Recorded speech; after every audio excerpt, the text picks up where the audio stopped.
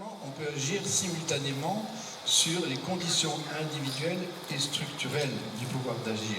On trouve dans les documents sur le pouvoir d'agir, à partir des compétences déjà disponibles, individuelles et structurelles. Est-ce que ça suffit? Individuel et structurel, il faut dépasser cette dualité. Il n'y a pas simplement, j'allais dire, une relation duale entre un travailleur social et quelqu'un qui vient chercher de l'aide, et puis derrière tout un système. Est-ce qu'on peut déployer ça et travailler sur le milieu complexe?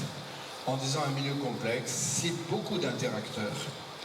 D'où la démarche qu'on fait avec les cas d'école pour repérer qui sont les différents interacteurs, les partenaires potentiels, les obstacles, etc.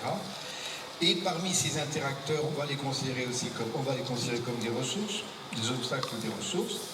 Parmi ces ressources, il y a d'autres personnes, il y a des institutions et il y a aussi des choses. Une bibliothèque, par exemple.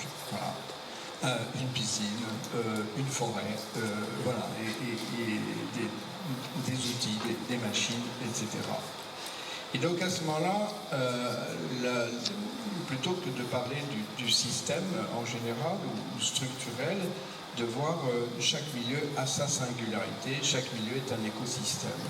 Et le prendre sous forme d'écosystème avec des ressources culturelles nous donne des cas. D'où quatre questionnements à partir de là. Les personnes ressources, vous l'avez vraiment bien montré, mais quelles sont les autres ressources?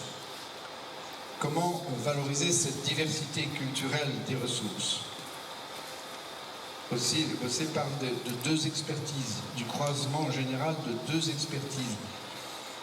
C'est pas seulement l'expertise, c'est le savoir, c'est plus fort, c'est quelque chose de plus fondamental, de plus large, de plus audacieux aussi. Expertise correspond à une compétence. Si on a effectivement une position d'égalité des citoyens par rapport au savoir, oui, mais ce qui nous intéresse, nous, c'est des réciprocités asymétriques.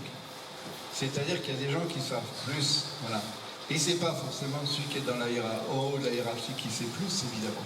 Et donc on a des compétences asymétriques et les gens qui sont aux prises directes, les travailleurs sociaux en particulier, qui sont aux prises directes avec les souffrances, sont des gens qui savent plus qu'un directeur général des services, je dis ça en général, en principe.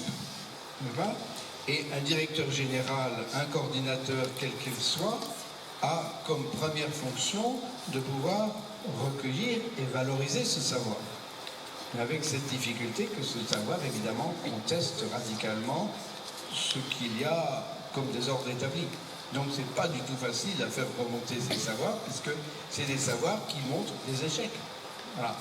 Et si on a plein d'échecs autour de nous, on a quand même un sacré problème. Voilà. Mais si on ne regarde pas les échecs, on continuera à les avoir.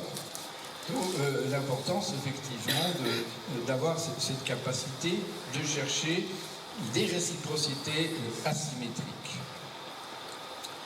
Pas seulement ascendant ou descendant, mais une horizontalité de la démocratie, c'est-à-dire où chacun peut apporter quelque chose d'autre.